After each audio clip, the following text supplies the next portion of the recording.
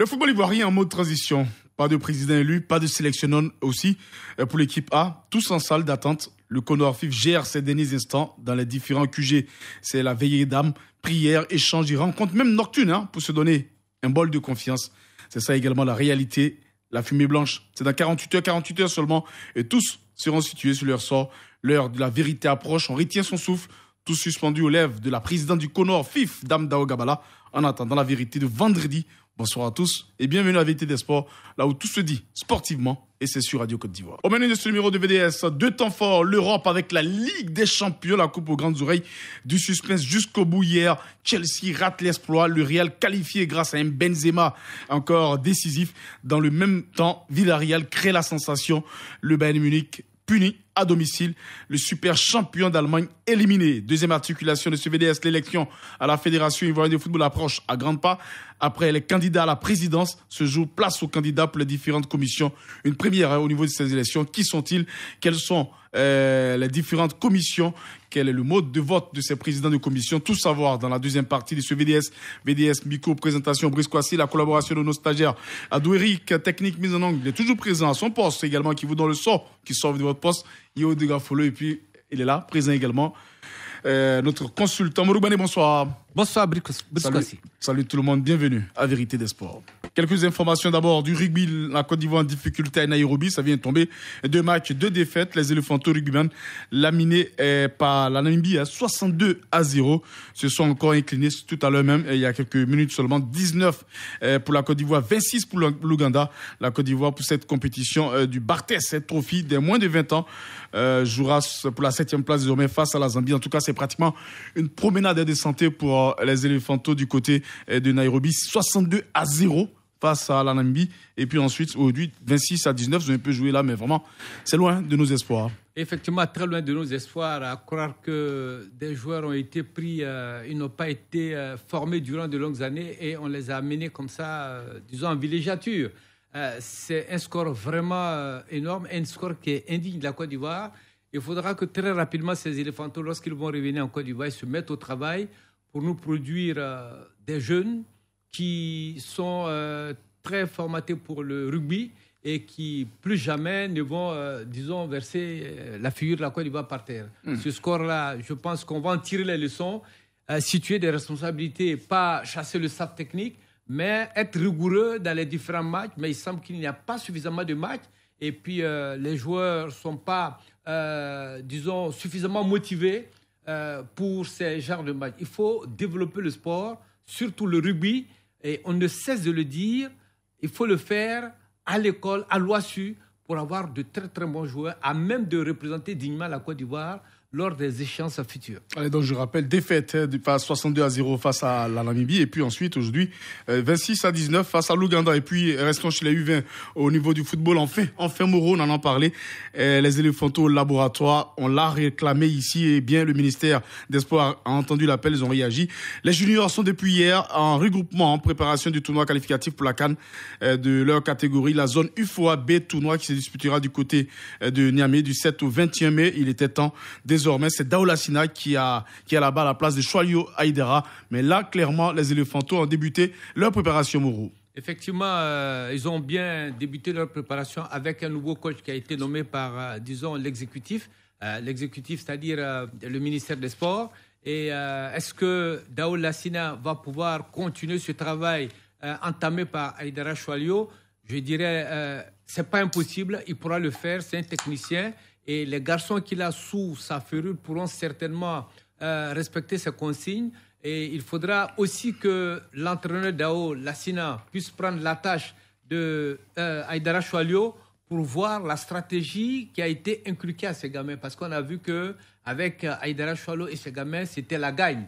Il ne faut pas qu'un autre entraîneur vienne et qu'il y ait une rupture au niveau, au niveau des différents matchs, c'est-à-dire au niveau des victoires de ce groupe-là. Il faut qu'il continue sur la même lancée et je pense que le regroupement permettra à Daoula Sina de voir qu'est-ce qui ne va pas, qu'est-ce qui peut aller, quels sont les joueurs à même d'amener la Côte d'Ivoire prend le Graal à Niamey au cours de ce tournoi de UFOAB. Et se qualifier pour la CAN. Dans quelques instants, on commence les échanges avec la Ligue européenne des champions. C'était une grande soirée de la Ligue des champions. Real Madrid, Chelsea, match aller à Stamford Bridge, 3-1 pour la Maison Blanche, comme on l'appelle, le Real Madrid. On croyait à un match facile pour le Real et que non, ce fut difficile, renversant ce match, renversement de situation. Chelsea métamorphosé a créé la sensation 3-0, mais seulement 15e. Rudiger bien sûr, en 51e et Timo Werner à la 75e. But refusé par la VAR de Marcos Alonso. Et puis Chelsea, Rodrigo 80e et Benzema l'inévitable dans les prolongations. 96e, nous sommes avec l'un des passionnés du football européen, mais du football en général. Habib Sanogo, directeur Lignes, qui est à notre compagnie. Bonsoir, je suis allé demander de l'autre côté, à notre compagnie. Évidemment. Morou Bané, dites-nous un peu comment vous avez vécu ce match avant d'avoir bien sûr, comment vous avez vécu ce match pour Chelsea face à l'équipe du Real Madrid? En fait, j'avais pensé un instant que le Real Madrid allait étrier l'équipe de Chelsea.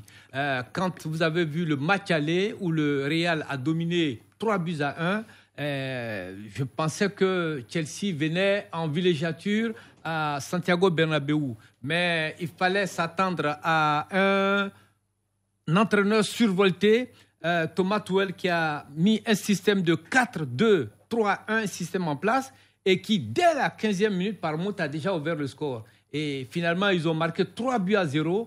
Le Real se cherchait. Il faut dire qu'en première mi-temps, le Real Madrid n'a pas eu de tir cadré. Et le premier virage, ça a été que l'arbitre de ce match-là, M. Marcignac, a refusé un but pour faute de main de Marcos Alonso. Ça a été le premier virage. Le deuxième virage, et non des moindres, c'est les remplacements judicieux faits par Carlo Ancelotti, l'entrée de Rodrigo, l'entrée de Camavinga, qui a totalement changé le cours du match et on a vu ce qui devait arriver. On reviendra sur l'aspect tactique, mais est-ce qu'au début de cette opposition, hier on en a parlé ici, est-ce que vous avez vu même dans, je veux dire, votre, c'est-à-dire, quand même vu ce renversement, cette possibilité de Chelsea d'aller battre le Real Madrid à domicile? Oui, je n'avais pas vu cette possibilité. Je me suis dit que le Real allait confirmer son match qu'il a gagné, qu'il a pratiquement battu le Chelsea sur son terrain. Et donc, avoir le fait que Chelsea monopolisait le ballon, Chelsea était dans tous les coins. Je vous ai dit qu'en première période, le Real de Madrid n'a même pas eu un tir cadré. Benzema même se cherchait pratiquement. Et c'est Chelsea qui a fait tout le jeu. Et cela montre que leur système a vraiment marché. Mais il y a eu deux virages importants au cours de ce match. Et ce sont ces deux virages-là qui ont permis au Real de l'emporter. N'a pas emporté, mais de revenir au score par deux fois. Et de se qualifier. Alors, bien sûr, il est en ligne avec nous, notre ami et notre aîné, bien sûr, Noël Yapo. Vous également, vous avez suivi de près cette belle affiche qui a quand même des allures de finale, Real-Chelsea. Comment vous avez vécu un peu ce renversement, ce revirement de situation de Chelsea? Bonsoir. Oui, Brice. Bonsoir, Brice. Bonsoir, Noël. Les consultants. J'ai dit que je n'ai pas été étonné de voir la prestation de Chelsea parce que nous connaissons tous un peu l'esprit du football anglais. Chelsea n'avait plus de pression à partir de l'instant où ils avaient perdu chez eux. Et donc, il fallait s'attendre un peu à ce match. Et c'est un peu l'esprit. Dans cet esprit-là, Chelsea a effectivement bien joué. Malheureusement, ils ont perdu depuis la fin. Mais ils ont démontré qu'ils restent dans l'esprit du football anglais. Et c'est cet esprit-là que je dis, par comparaison, nous recherchons. C'est-à-dire que rien n'est perdu d'avance. Il faut toujours croire. Hier, Chelsea a sorti un très gros match. C'est dommage qu'ils aient perdu, mais c'était pratiquement la finale avant la lettre, si je puis le dire ainsi. Ça a été un très beau match. Je souscris aux analyses de Ghané. Il y a eu de très bons remplacements de la part du Real Madrid, mais Chelsea a également posé énormément de problèmes au Real de Madrid. Et vraiment, c'est l'esprit que moi je retiens. Ils ont combattu jusqu'à la fin. Allez, de l'autre côté du bout de fil, il y a Habib Sanogo, le DG de l'ENS, passionné de sport, de football européen également. Habib, comment vous également, vous avez vu cette équipe de Chelsea? Est-ce que vous avez vu venir du côté de Santiago Bernabéu remettre en doute la victoire du Real Madrid? Bonsoir. Oui, enfin, quand on a vu le match PSG-Real, on s'est rendu compte que le Real n'était pas maître de son jeu. C'est vrai qu'elle a profité d'une baisse de concentration au niveau du PSG pour remporter la victoire. Donc j'avais déjà des appréhensions sur cette équipe-là. et ces impressions sont confirmées lors du match d'hier. Mais moi, je pense que ce match d'hier, il y a quand même un fait de jeu. Hein. Il y a une erreur, beaucoup d'erreurs d'arbitrage en faveur de Real. Bon, c'est les grandes équipes, souvent on passe ces choses sous silence. Mais quand vous voyez le deuxième but, il y a la même bousculade que Benzema a fait sur le gardien. Il a fait sur un défenseur de Chelsea et l'arbitre a laissé jouer. Donc je crois que c'est vrai que tout le monde, Real est une grande équipe, elle n'a pas besoin de ces choses-là. Mais je pense qu'à un moment donné, l'arbitrage mal, et il n'est même pas allé consulter la VAR sur le but. Il ne s'est même pas déplacé lui-même. Donc vous voyez, il y a des petites choses comme ça. Ça ne remet pas en cause la victoire du Real, mais je pense qu'il y a beaucoup de choses à faire par rapport à notre football. Il faut vraiment que le football, à un certain niveau, vraiment essaye de s'aseptiser.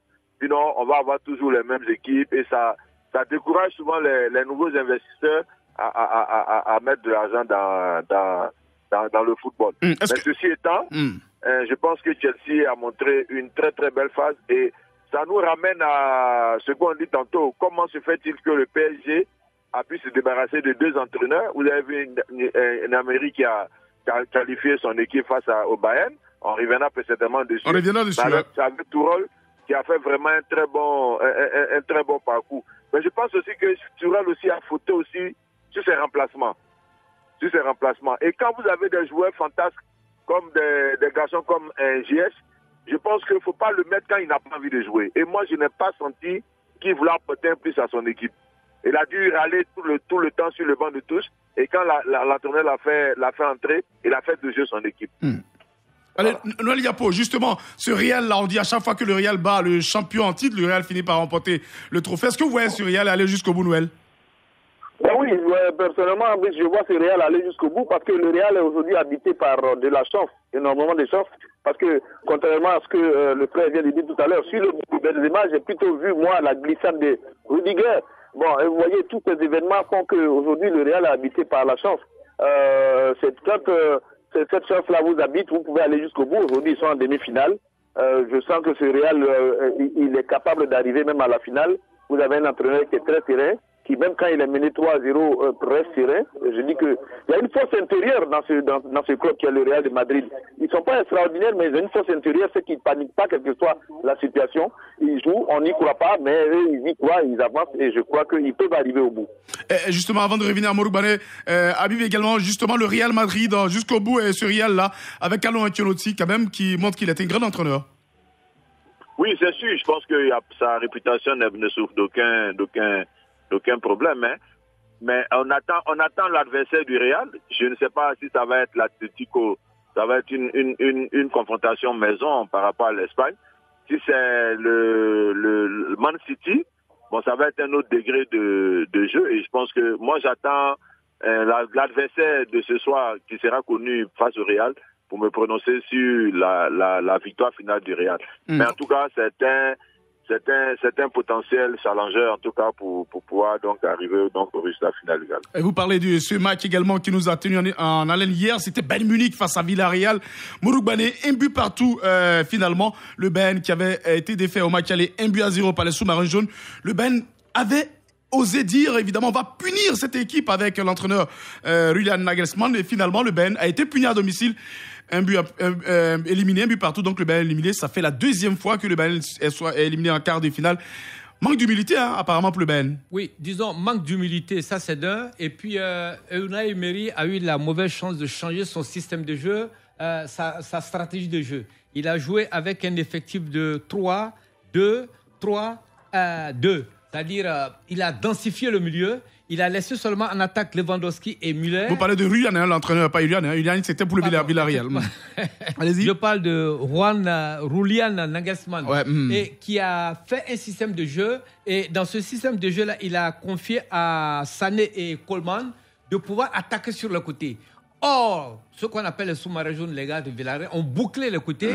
Il était difficile pour eux de pouvoir faire des centres qui allaient atterrir sur Lewandowski ou bien Müller.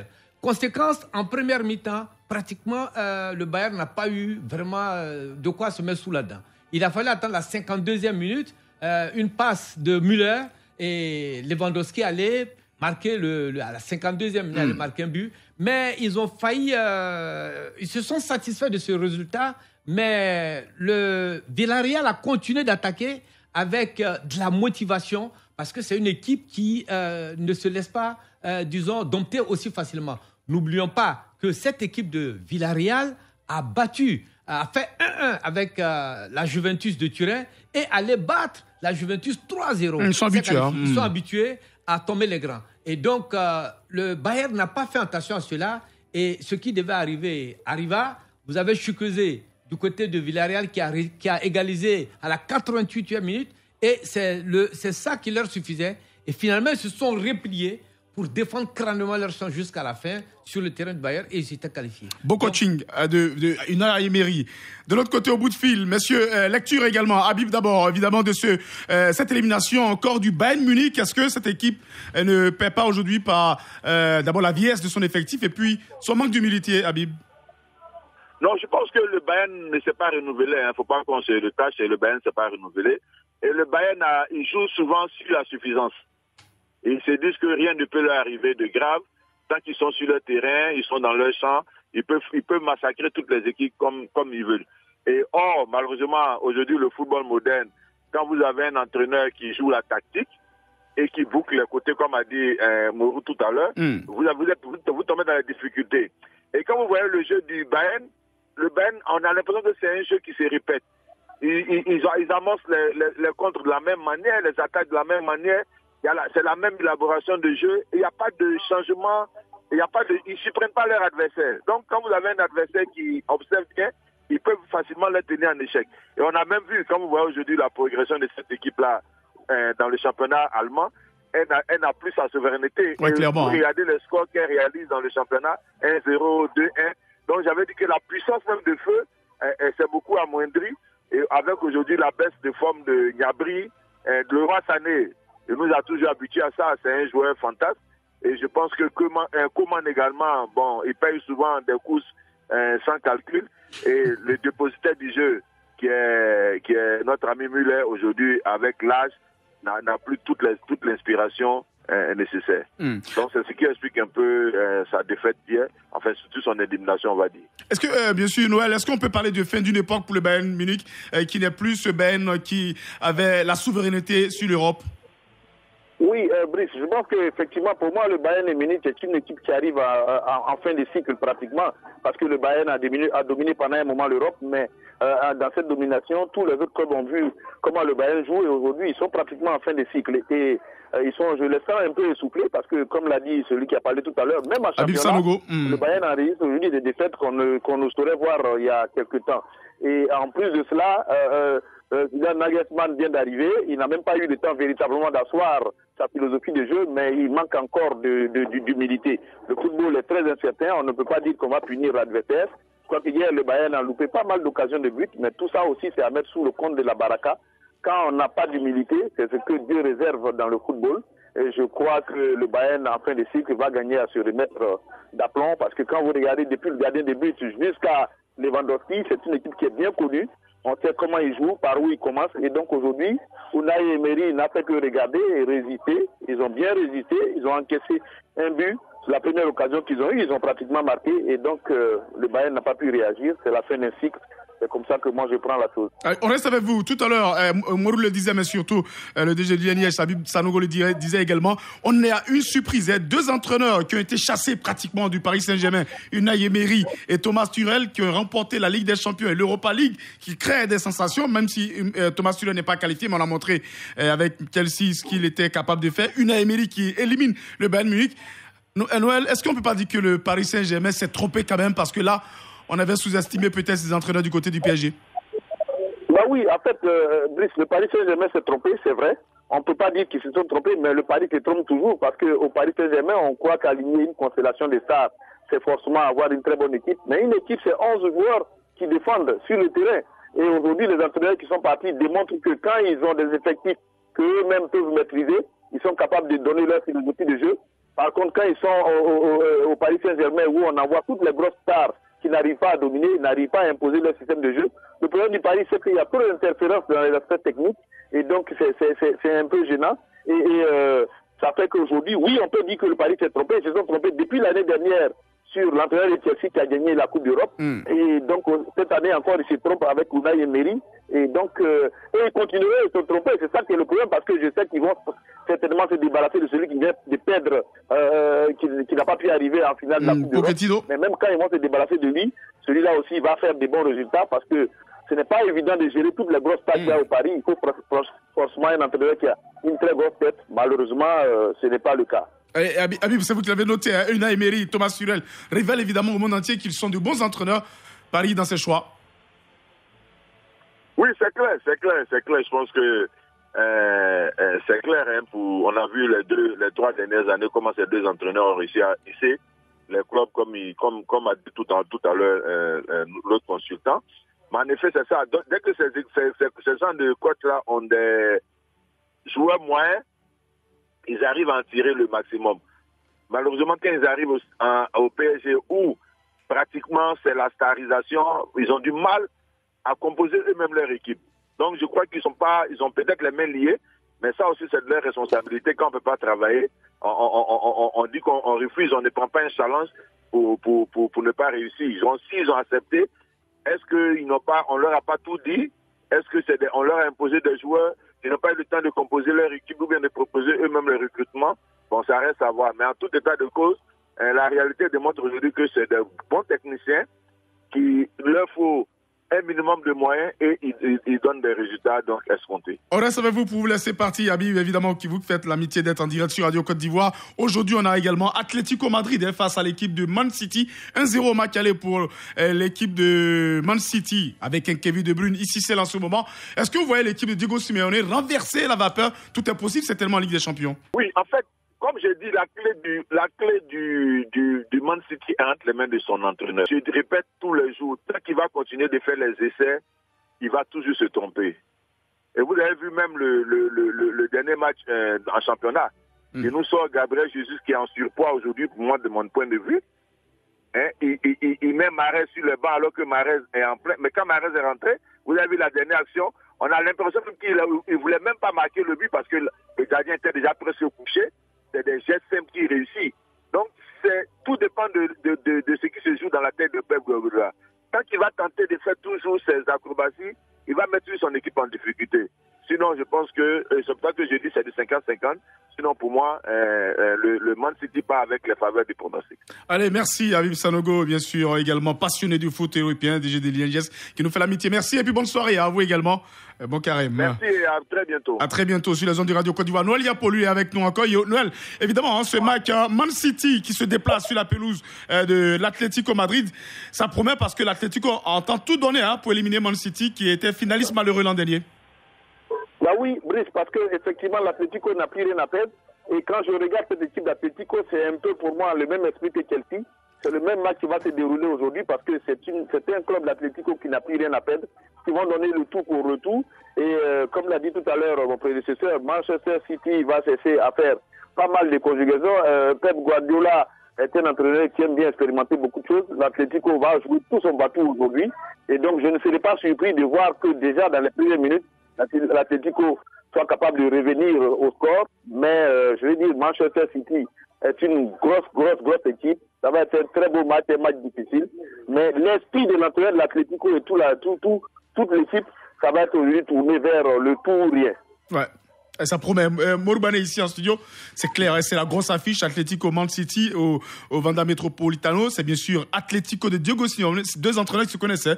Diego Simeone face à Pep Guardiola, 2 styles différents. Mais là, il va falloir jouer du côté de l'Atlético qui a tendance à fermer le jeu. Effectivement, il faut savoir que c'est 2 styles de jeu très opposés, 2 philosophies de jeu marquées. D'un côté, vous avez Man City qui développe un jeu qui a une grande possession de balles. Et de l'autre côté, comment dirais-je, les joueurs de l'Atlético qui ont tendance à former un bloc équipe très défensif. Et ce qu'il faut savoir ici, par exemple, n'oublions pas que l'Atlético a été cette équipe-là qui a éliminé en 8e de finale Manchester United. Donc ils connaissent bien ces équipes anglaises. Hein. Ils connaissent bien les équipes anglaises. Est-ce que City va se faire éliminer au risque de passer pour être... l'Atlético va être le bourreau de Manchester finalement. Donc, ils viennent avec leurs armes. Mais ce que je dirais, Diego Simeone faudra qu'il attaque pour revenir à 1, c'est-à-dire à égalité. Or, s'il se découvre avec son attaquant João Félix et autres, s'il découvre, ils essaient d'attaquer... Parce qu'il jouera avec certainement le duo Griezmann et puis João Félix. Effectivement, s'il déserte la ligne pour attaquer Man City, c'est sûr et certain que des contre-attaques seront placées par les hommes de Pep Guardiola, à l'image de la vitesse de Raheem Sterling, de Kevin De Bruyne, qui vont très vite avec le ballon et qui créent beaucoup de diversions dans l'attaque adverse. Donc, Manchester City a le choix. Soit il se replie et il procède par des contre-attaques, mais on a vu Manchester City partout où il joue, c'est une équipe qui n'est pas attentiste, qui développe un jeu, qui attaque l'adversaire dans tous les coins et recoins, qui cherche à vous esseler le maximum possible et à vous planter un but. Le dimanche passé, on a vu un peu comment ils ont joué face à Liverpool. Ouais. Donc, ils vont tenter le tout pour le tout pour au moins avoir le gain du match. Allez, ça pour certains, c'est l'année ou jamais pour Pep Guardiola. Et Noël Yapo, justement, de l'autre côté, il y a ce match de Liverpool face à Benfica. Pour voir, est-ce que c'est déjà fait pour l'équipe de Liverpool qui a gagné, qui est allée s'imposer à l'extérieur 3-1? Bah oui, à 60%, 70%, je pense que c'est déjà fait. Liverpool est une très bonne équipe qui défend bien. Je pense que le football a vraiment des incertitudes, mais logiquement, ce soir, Liverpool devait pouvoir s'imposer. Maintenant, comme je le dis, aujourd'hui, c'est que les buts à l'extérieur ne comptent pratiquement pour rien. Et donc, il faut faire attention. Quand une équipe est dans cette situation, qu'elle arrive face à Liverpool, il faut faire attention. Souvent, on a l'équipe qui a gagné. Dans le cas de Liverpool, s'endort un peu. Mais il faut faire très très attention. Ça risque d'être un match surprise. Mais je crois que quand même Liverpool part avec 70 à 80% de chances de se qualifier. Moro, faut-il craindre pour Liverpool de Pep et bien sûr de Jürgen Klopp et avec ses stars africaines, Mané et Salah, également Naby Keïta. Oui, ce qu'il faut craindre, c'est le complexe de supériorité. Il ne faut pas se dire qu'on a gagné 3-1 à l'aller sur le terrain de l'adversaire et que sur leur terrain au Wanda Metropolitano, il faut gagner. On sait que Liverpool a de grosses stars à l'image de Sadio Mané, à l'image de Mo Salah, de Firmino, de un joueur dont on ne parle pas souvent, c'est Diogo Jota, qui peut faire la différence. Et ils ont aussi un très bon gardien à l'image du Brésilien Alisson Becker, qui ne s'en laisse pas compter. C'est un bloc équipe qui est difficile à manœuvrer. Marquer 3-1, leur seul handicap serait la trop grande suffisance devant cette équipe de Benfica. Il ne faut pas qu'ils se disent qu'on a battu l'équipe de Benfica 3-1 chez eux. Forcément, au Wanda Metropolitano, sur leur terrain à Liverpool, ils vont prendre le dessus. Ça, c'est très, très, très difficile. C'est pourquoi je dis, il faut qu'ils partent en se disant que nous allons à égalité. C'est un match nul, c'est un nouveau match qui commence. Et s'ils vont comme ça, avec moins de suffisance, comme nous l'a pas démontré l'entraîneur du Bayern, c'est sûr et certain qu'ils pourront prendre de l'ascendance sur cette équipe du Benfica. Allez messieurs, rendez-vous ce soir pour ces deux matchs. On rappelle Atlético Madrid, Man City et puis également Liverpool, Benfica. Juste après la pub, on parle d'élection à la Fédération ivoirienne de football. Messieurs, l'élection à la Fédération ivoirienne de football approche à grands pas. C'est seulement on le dit, on est aujourd'hui le 13, donc dans 10 jours seulement, on aura un nouveau président à la tête de la fédération. Après les candidats à la présidence, ce jour, place aux candidats pour les différentes commissions. Une première, qui sont-ils? Quelles sont ces différentes commissions? Quel est le mode de vote de ces présidents de commission? On en parle dans cette deuxième partie de ce VDS de ce jour. On rappelle que lors de la conférence de presse dimanche dernier, la présidente du CONOR, la présidente du comité de normalisation de la Fédération ivoirienne de football, Mariam Dao Gabala, qui fait office d'ailleurs de premier responsable de la commission électorale, a dévoilé les 107 dossiers de candidature des candidats, bien sûr, des candidatures relatives d'une part à un scrutin uninominal pour la désignation du président, du vice-président et des 12 membres de la commission de gouvernance, d'audit et de conformité. C'est cela la particularité cette année. Et donc, on a un peu quelques membres pour cette commission. Pour le poste de président de la commission gouvernance et conformité, on parlera un peu d'eux. Noël Yapo, c'était important. C'était ce que exigeait un peu à un moment donné la Confédération africaine de football et surtout la FIFA. Il fallait évidemment mettre en place certaines commissions qui devaient suivre de près les actions et surtout les dépenses du futur président de la fédération. Là, clairement, c'est une nouvelle donne dans le football ivoirien. Oui, tout à fait, Brice. C'est une nouvelle donne dans le football ivoirien et je salue cette donne-là qui est dans un souci de bonne gestion, de transparence et de rigueur dans la gestion. Seulement, comme je le dis, j'espère que les membres de cette commission-là vont être soumis aux tests de l'éthique et au test de l'intégrité. Parce que je dis que en même temps que ces membres, ils auront une indépendance parce qu'ils sont élus au même titre que le comité exécutif, mais ils seront élus par les membres du comité exécutif, eux-mêmes acteurs. Donc, vous voyez comment être indépendant face à quelqu'un qui est lui-même à l'Assemblée générale et face à quelqu'un qui, en même temps qu'il est à l'Assemblée générale, c'est lui-même qui gère. Donc, ça me pose un peu de questions. Et donc, je cherche à voir quel est le mécanisme de contrôle de cette commission. Quand la commission va savoir qu'il y a des anticonformités, il y a des problèmes de gouvernance, quel est le mécanisme qu'elle peut déclencher pour pouvoir se faire entendre? C'est une commission qui, logiquement, doit être le contrepoids du comité exécutif. Mais bon, j'attends tout ça pour voir comment elle va fonctionner, quoi. Allez, Modou Bane, un mot d'ailleurs sur l'installation de cette commission, surtout de ce fait nouveau, avoir des commissions qui vont regarder de près tout ce qui sera dépensé au niveau de la présidence du président de la fédération et son comité exécutif.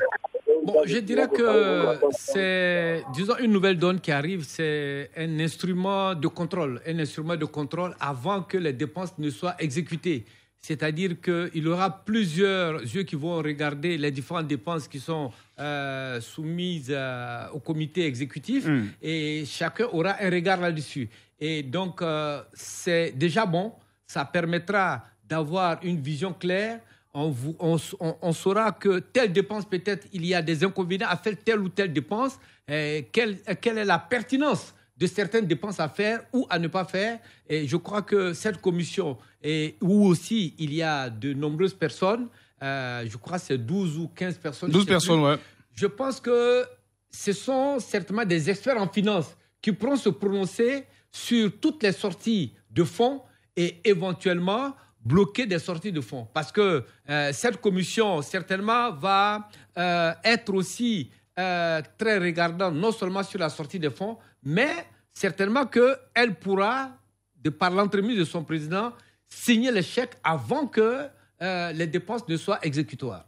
Alors justement, je rappelle, j'ai fouillé partout, on aurait souhaité avoir un économiste pour bien nous... La gouvernance, c'est de façon générale un concept représentant la manière dont un domaine d'activité est gouverné. La gouvernance renvoie à un système d'entité décisionnelle qui désigne un certain domaine d'activité, autrement dit un système de gouvernance impliquant notamment une structure de gouvernance et un dynamisme, tout cela est un peu fou, mais surtout c'est veiller à voir comment on gère les fonds donnés à la présidence, en quelque sorte. Mais pour cette commission de gouvernance, on a un peu une idée des candidats. Messieurs, on a Dr Kwadio Parfait, Kwasi, qui n'est pas un inconnu, qui est l'ancien président du Comité national de soutien aux éléphants de Côte d'Ivoire, le CNSE, et l'ex-président de l'Ordre des pharmaciens de Côte d'Ivoire. Il est candidat. Oui. Il y a également sur cette liste Madame Guy Ekaré Pascal, Aruna Kone, Maison Kofi Noël du Fonds de garantie automobile, de Koulaï Maï Valentin et de Pierre Gondo, également autre personne connue. C'était l'ex-membre du comité exécutif qui avait été écarté à un moment donné sous Sidi Diallo, qui est donc aujourd'hui de retour. Monsieur Noël Yapo, pour vous, quel doit être le profil des personnes qui doivent être à la tête de cette commission qui est très importante au niveau de la fédération désormais? Oui, Brice, pour moi, le profil, ça doit être quelqu'un qui lui-même est carrément autonome et complètement indépendant dans la vie, même vis-à-vis de tous ceux qui vont les lire. Et c'est pourquoi je dis que, au même titre qu'il y a un document d'intégrité morale pour les présidents de la FIF, logiquement, ces personnes qui aspirent à être président de la commission de gouvernance, ils doivent remplir aussi ce document d'intégrité. Parce que, Brice, vous comprenez que si vous devez contrôler des personnes qui vous élisent, qui en même temps qu'ils vous élisent, ils sont eux-mêmes en train de décider, c'est difficile. Vous avez un mandat de 4 ans que vous souhaitez renouveler, et quand vous constatez qu'il y a des écarts, alors que ceux qui doivent vous renouveler ce mandat sont ceux qui ont géré, comment faire? Mais il faut donc, pour moi, un profil de personne autonome.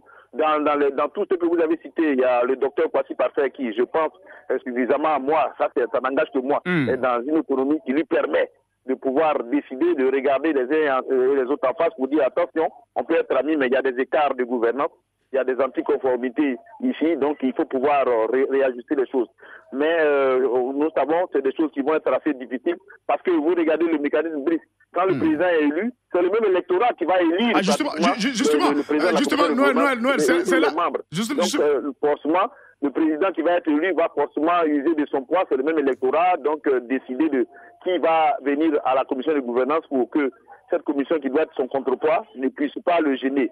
Bon, donc tout ça, ce sont des aspects que nous devons voir pour arriver à la bonne gestion dans la rigueur du football. Alors justement, c'est là le problème, hein, Noël, vous l'avez dit, hein, parce que apparemment, ce qu'on sait, c'est que c'est le même électorat, les mêmes présidents de club, les mêmes délégués, les mêmes 81 qui vont voter pour ces commissions, ces personnes censées gérer et surveiller le président de la fédération, et ces personnes-là sont connues déjà de ces présidents de ces éventuels candidats. Est-ce que cela également ne va pas entacher la qualité de ces personnes, parce qu'on va le dire, il faut c'est un poste très stratégique et qui requiert une indépendance financière, une indépendance même, je vais dire morale.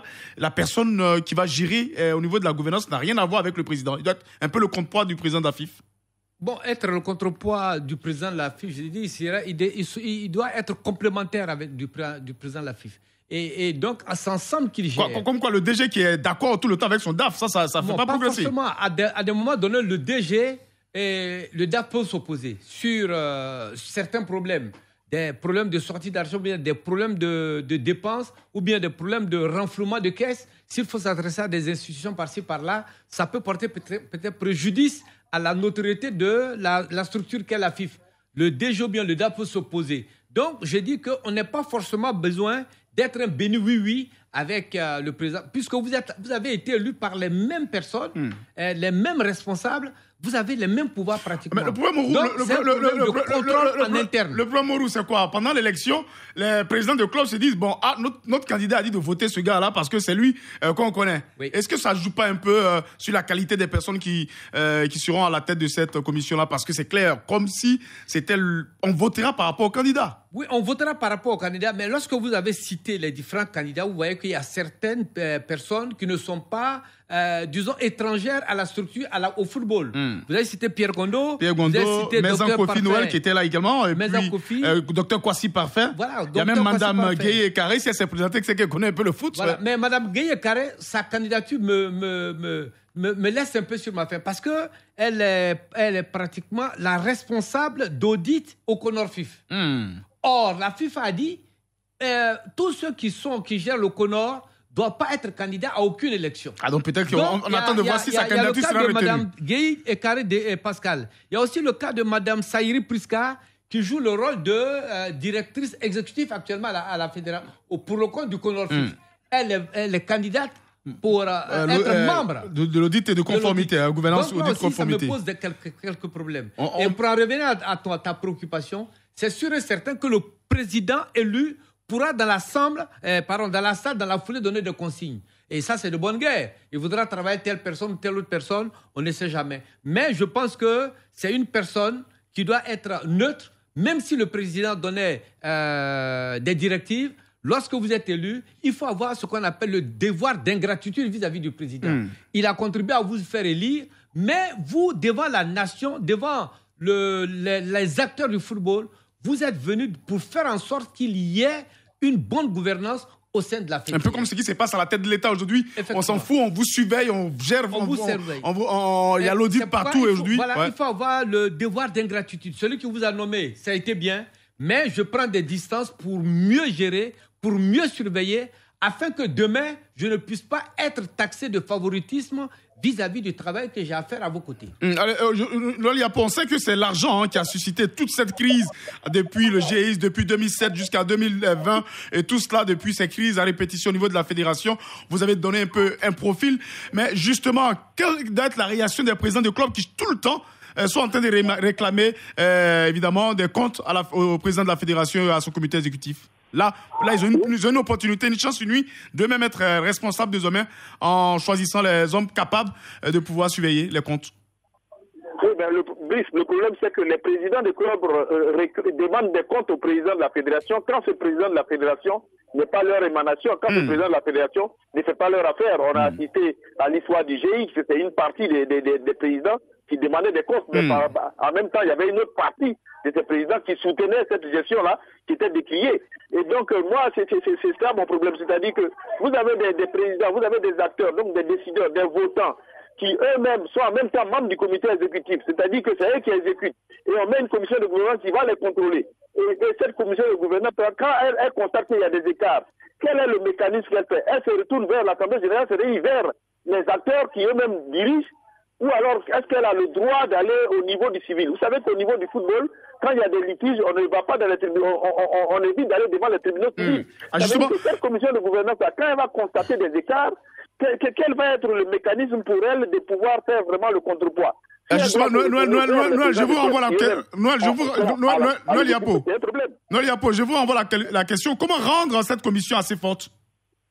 Moi, je pense que, pour la rendre assez forte, déjà, elle est élue, donc elle est indépendante. Deuxième chose, logiquement, les membres de cette commission-là devraient faire 4 ans. Parce que c'est quand on a l'intention de renouveler son mandat qu'on ne va pas jusqu'au bout. Mais s'ils ont un seul mandat de 4 ans pour contrôler, ils savent qu'après ce mandat-là, ils n'ont pas d'autre mandat, ça veut dire qu'ils n'ont pas de compte à rendre à quelqu'un, ils n'ont pas besoin de se faire soudoyer pour être élu. Logiquement, ils doivent pouvoir faire un travail correct. Donc, cette commission-là, pour moi, elle devrait faire 4 ans, un seul mandat, pas 2 mandats renouvelables, un seul mandat. Mourou, que faut-il pour donner à cette commission toute sa, on dira non seulement sa légitimité, mais surtout pour ne pas qu'elle soit à la solde du président de la fédération, il faut qu'elle soit une commission assez forte, capable de dire, messieurs, là il y a quelque chose qui se passe. Effectivement, une certaine indépendance. Noël, il faut une indépendance financière, une autonomie financière des différents membres, du président jusqu'à ces différents membres. Il ne faut pas que l'un d'entre eux se laisse soudoyer, ou bien même s'il se laisse soudoyer, on sait comment ça se passe, mais quand il s'agira de trancher, il ne faut pas trancher parce qu'on vous a donné de l'argent, parce que demain, lorsqu'il faudra faire un bilan, vous serez tous comptables de ce bilan. Souvent, vous avez un manteau d'intégrité, d'honnêteté, mais si la structure a failli et que la honte et l'opprobre sont jetés sur la structure, c'est vous tous et jusqu'à vos familles qui êtes éclaboussés. Personne, aucun membre de cette commission ne voudra qu'un jour il soit la risée, ou bien que sa famille, son épouse, ses enfants, ses parents soient la risée parce qu'on aurait dit qu'ils ont détourné tant, ou bien qu'ils ont été des bénis oui-oui à côté de la fibre. Donc je crois qu'on est arrivé à un moment où chacun doit prendre ses responsabilités, jouer le rôle que la nation leur a conféré et avoir une certaine indépendance pour ne pas être, être l'objet de manipulation financière dans la main du président qui sera élu par la Fédération ivoirienne de football. Je rappelle il faut qu'il ait du caractère, résister à la puissance de l'argent, être totalement indépendant, prendre des décisions qui ne sont dictées que par sa conscience. Je rappelle 6 candidats, c'est bien sûr Guy Ekari et Pascaline, Aruna Kone, Maïsan Kofi Noël, Kwadio Kofi Parfait, Koulaï Maï Valentin, Gondo Pierre. Et puis au niveau des vice-présidents, il y en a Nyawa Adeline, Kouyaté Lamine, Ourizen Hubert. Et puis les membres, il y en a pratiquement 16, Meïté Mamadou, Ala Yaoul Afeli, Brahima Diomandé, Koutoua Ano Olivier, Bekouin Broupol, Traoré Suleiman, Cabran Lazare, Konan Batelemi, Saïri Priska, Touré épouse Silué également, Jean-Michel Deyan, Ouattara Marcelin, Ouattara Lamine, Eora Saint-Jean-de-Dieu, Domoro Zaye Monique et puis Pongatier Mohamed Sanogo. Voici donc ces candidats pour cette commission. Messieurs, on termine rapidement avec le fait de ce matin. Il y a un candidat parmi les 6, le candidat pour la présidence de la fédération, Noël Mourou, qui a dit qu'il s'est indigné ce matin. Il était très énervé, très remonté, puisqu'il a déposé sa candidature. C'est le candidat Kwaku Konan Laurent, président de Kimi Foot de Mbayakro, club de district. Sur sa liste, il y avait 4 clubs de district qui l'ont parrainé. Il dit au Konan de se conformer à ce que la FIFA a dit, pas de catégorisation. Un mot dessus pour terminer, Noël Yapo. Oui, ce candidat-là, moi je le connais un peu. Il a même dit qu'il est le candidat des clubs amateurs. Ce n'est même pas possible parce que aujourd'hui on a dit 4 parrainages, mais 4 parrainages de ceux qui ont le droit de vote. Les clubs édifiés n'ont pas le droit de vote. Il est allé se présenter comme étant le candidat des amateurs. Les amateurs ne sont même pas réunis pour désigner un candidat. Les amateurs eux-mêmes, ils luttent pour avoir un droit de vote, ils ne l'ont pas. Et c'est connu de tous qui n'ont pas, donc il ne peut pas se plaindre pour dire qu'il est le candidat des amateurs. Ce n'est pas possible. C'est une élection à laquelle les amateurs assistent de loin. Ils n'ont aucun droit pour l'instant, ils ne font que lutter pour leurs droits. Et il ne peut pas dire que sur sa liste, il y a 4 clubs de district et il le savait avant. Donc, il ne faut pas qu'il cherche à attirer l'opinion. Moi, je connais un peu le problème des clubs amateurs. Il ne faut pas qu'il cherche à attirer l'opinion pour se faire voir. Il n'est pas le candidat des clubs amateurs. Les clubs amateurs ne se sont pas réunis pour dire qu'il est leur candidat. Les clubs amateurs luttent pour leur survie, pour avoir un championnat, pour résister, pour être reconnus. C'est vrai qu'ils sont reconnus par la fédération, mais pour avoir au moins le droit de vote. Et donc, moi, je crois que c'est un faux combat qu'il mène. Il le savait en partant. Donc, c'est pas la peine qu'il suit tous les toits. Il n'est pas le candidat des clubs amateurs. et ils n'avaient qu'à se retourner vers les clubs amateurs pour avoir leur bénédiction avant de partir. Mais les clubs, même s'ils donnaient leur bénédiction, ils n'ont pas le droit de vote. Qu'est-ce qu'on peut faire? Allez, merci Noël Yapo. Un mot dessus. Je pense simplement qu'à l'Assemblée générale, les clubs amateurs n'y étaient pas. Et donc, ce sont les clubs qui étaient là-bas. Ligue 1, Ligue 2. Lui, sur sa liste, il a mis 4 clubs amateurs. Il dit 5 catégorisations, il est dedans. Oui, on a dit 100 catégorisations. Est-ce que lui-même, il a assisté à l'Assemblée générale? Donc, il ne faut pas qu'il crée un précédent. On a suffisamment duré dans cette affaire. Il y a une porte de sortie. On veut s'en sortir. Certainement, le prochain président va leur donner le droit de vote et il pourra en user abondamment comme il le faut. Allez, pour le moment, je ne pense pas que vraiment sa place soit là. Allez, merci bien. Merci, messieurs. Morouk Bané, merci également à Noël Yapo. Merci à Abib Sanogo. Merci à Yodo Gafolo et puis à Dou Eric qui nous a accompagnés. Merci à tous. On se retrouve demain pour un autre débat en situation. On reviendra encore sur ces élections, la Fédération de football. Et puis on aura les affiches des demi-finales de la Ligue des Champions. Le journal dans quelques minutes sur Radio Côte d'Ivoire. Bonsoir. À demain. Radio Côte d'Ivoire, Abidjan, 88.fm.